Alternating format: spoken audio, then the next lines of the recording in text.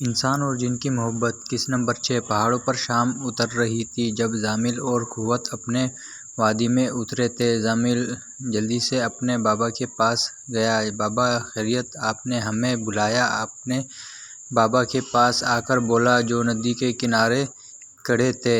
خیریت نہیں ہے ضامل، وہی ہوا جس کا ڈر تھا۔ ان خبیث شیاطین نے کالے پہاڑوں والے علاقے پر قبضہ کر لیا ہے۔ تمہیں ان شیطانوں کو اپنے انجام تک پہنچانا ہے، یہی بتانے کے لیے میں نے تمہیں بلایا ہے۔ انہوں نے ضامل کی طرف دیکھتے ہوئے کہا، ان کے جرأت کیسے ہوئی ہمارے اس علاقے پر قبضہ کرنے کی؟ ان کو فنا کر کے رکھ دوں گا۔ ضامل غصے سے بولا، بالکل مجھے یقین ہے ان کا انجام برا ہے۔ وہ تعداد میں بہت زیادہ نہیں ہے، تم اور قوت مل کر اس کا خاتمہ کر دو گے، بلکہ کچھ اور ساتھیوں کو بھی ساتھ لے جاؤ۔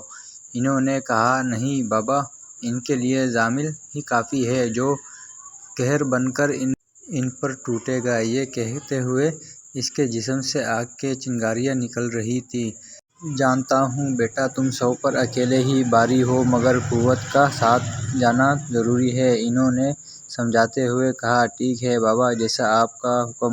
وقت کم ہے، اس سے پہلے وہ مزید کوئی کارروائی کریں، ہمیں ان کو جہنم رسید کرنا ہے۔ چلو قوت، ان پر قہر بن کر ٹوٹنے کا وقت آ گیا ہے۔ ٹھیک ہے چلیں، میں تیار ہوں۔ قوت جو خاموشی ان دونوں کی باتیں سن رہا تھا، بولا، اللہ تم دونوں کو تمہارے مقصد میں کامیاب کرے۔ انہوں نے دعا دیتے ہوئے کہا، جلدی ہی ہم آپ کو خوشخبری سنائیں گے۔ یہ کہتے ہوئے ضامل اور قوت اپنے مشن پر روانہ ہو گئے۔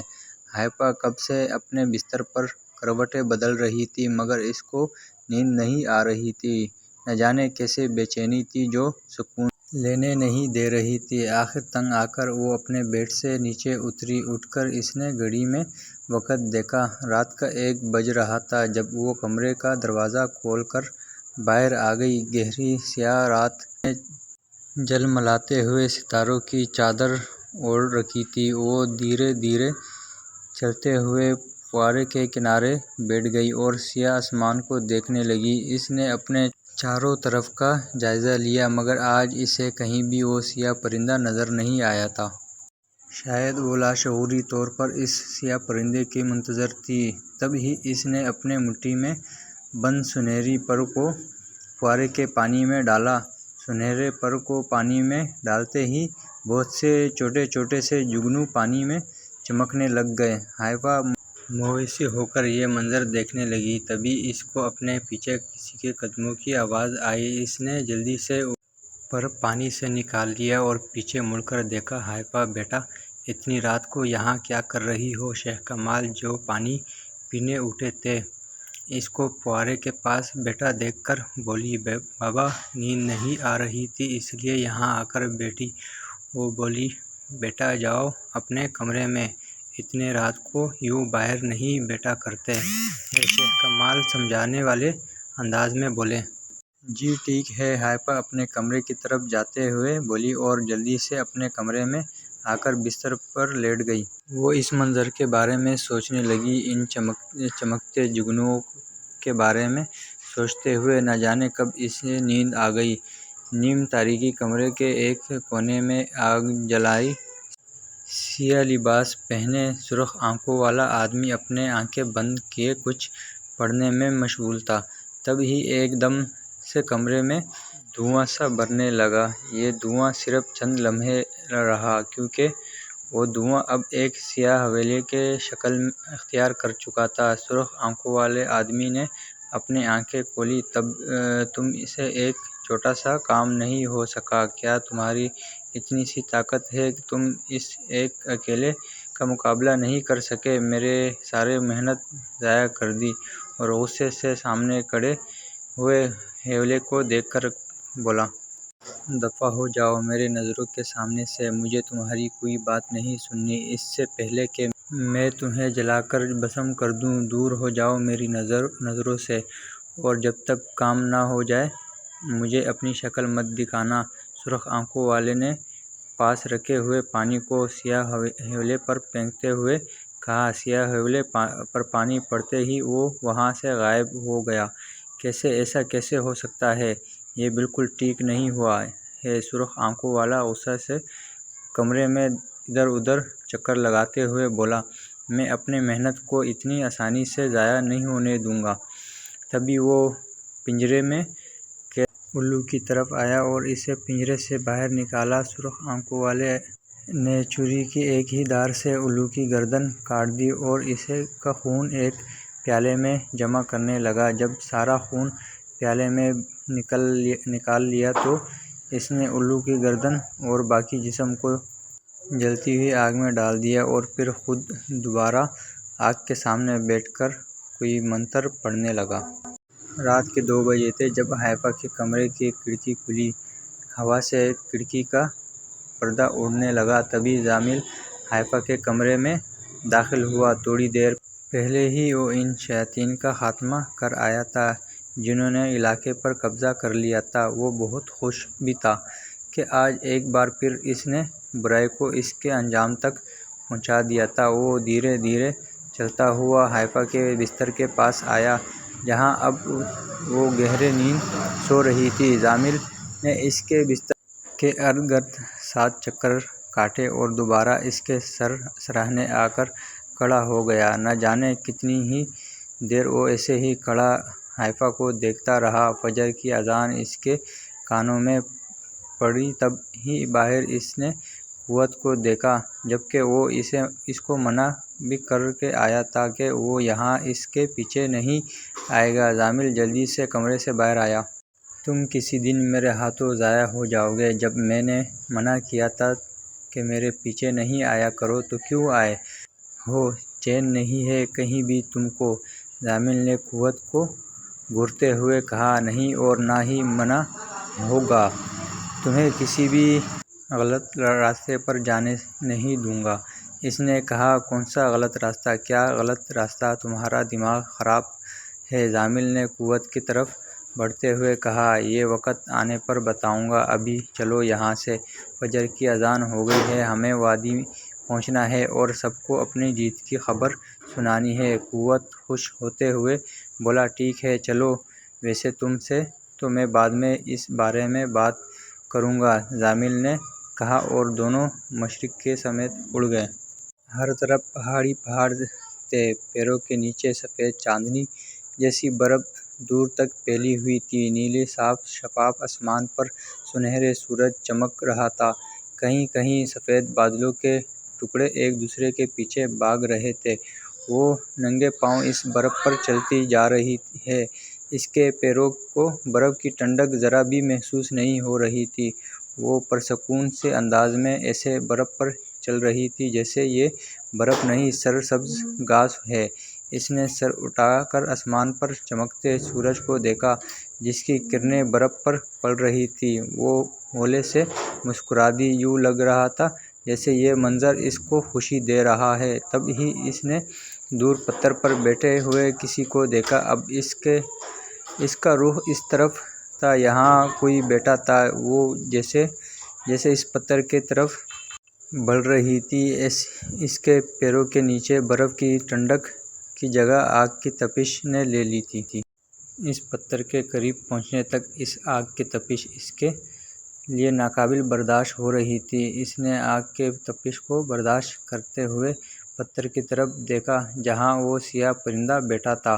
اس نے سیاہ پرندے کے نزدیک جانے کے لیے جیسے ہی ایک قدم اور بڑھایا تو ایک آگ کا گولا اس کے اور سیاہ درمیان حائل ہو گیا۔ وہ مزید آگ کی تپش برداشت نہ کر سکی اور بے ہوش ہو گئی۔ حائفہ نے آنکھیں کھولتے ہی سب سے پہلے اپنے پیروں کی طرف دیکھا۔ اسے ابھی بھی اپنے پیروں کے نیچے آگ کی تپش محسوس ہو رہی تھی۔ اس نے جلدی سے واش روم میں جا کر اپنے پیروں پر پانی ڈالا۔ اسے یوں لگا جیسے جلتی ہوئی آگ پر کسی نے پانی ڈال دیا ہو۔ حائفہ جو فجر کی نماز کے بعد سو گئی تھی، اس خواب نے اس کو جگا دیا تھا۔ حائفہ دوبارہ اپنے بستر پر آ کر بیٹھ گئی اور اب خوابوں سے پریشان ہونے لگی تھی۔ آخر ان خوابوں کی کیا حقیقت تھی، وہ خود سے الجھنے لگی تھی۔ ارے آپی اٹھ گئی، چلے ناشتہ کرتے ہیں، بہت سے کام کرنے ہیں، شام کے تقریب میں بھی جانے کی تیاری بھی کرنی ہے۔ آشو اس کا ہاتھ پکڑ کر اسے اٹھاتے ہوئے بولی، کیا آشو، تنگ نہیں کرو، میرے سر میں درد ہے اور ویسے بھی ابھی شام میں بہت وقت ہے۔ حائفہ نے کہا، جی نہیں، مجھے کوئی بات نہیں سننی، اٹھیں، ابھی کپڑے سلیکٹ کرنے ہیں، میں نے فیشل کرنا ہے، بال سیٹ کرنے ہیں، اور آشو نکاح تمہارا نہیں ہے۔ اس سے پہلے آشو مزید کچھ بولتی، حائفہ نے بستر سے اٹھتے ہوئے بولی، اس میں نکاح والی کیا بات ہے، میں سب سے اچھی لگوں، یہ میرا حق ہے۔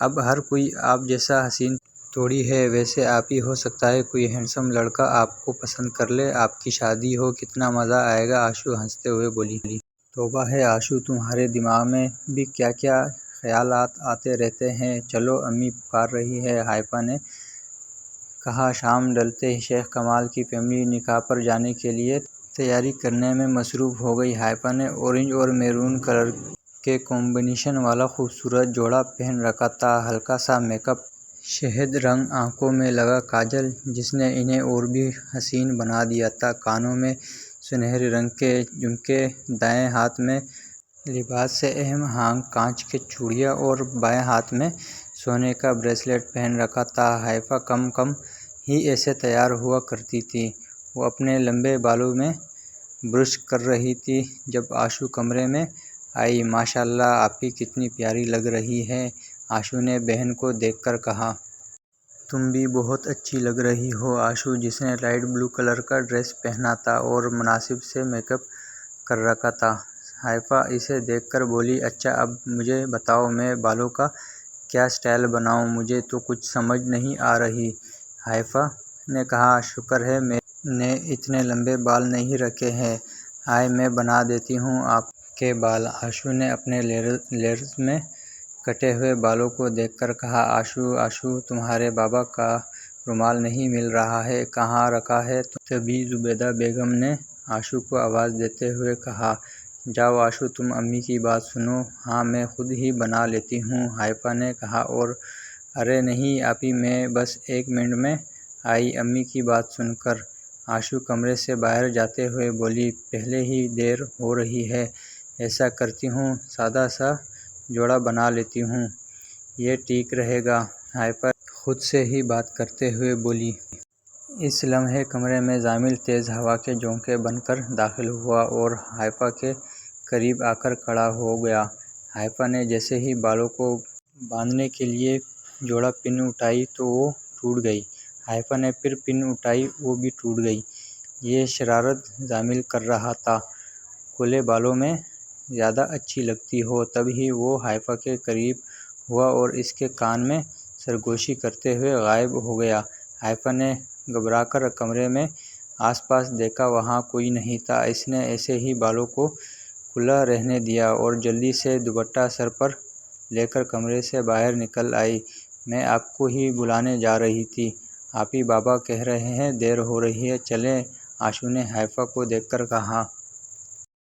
تھوڑی دیر بعد ہی شیخ کمال کی فیملی تقریب میں شرکت کرنے کے لیے گھر سے روانہ ہو گئی، مگر وہ لوگ نہیں جانتے تھے وہ صرف 4 لوگ تقریب میں نہیں جا رہے ہیں، کوئی اور بھی ہے جو ان کے ساتھ آج کی رات اس تقریب میں شامل ہوگا۔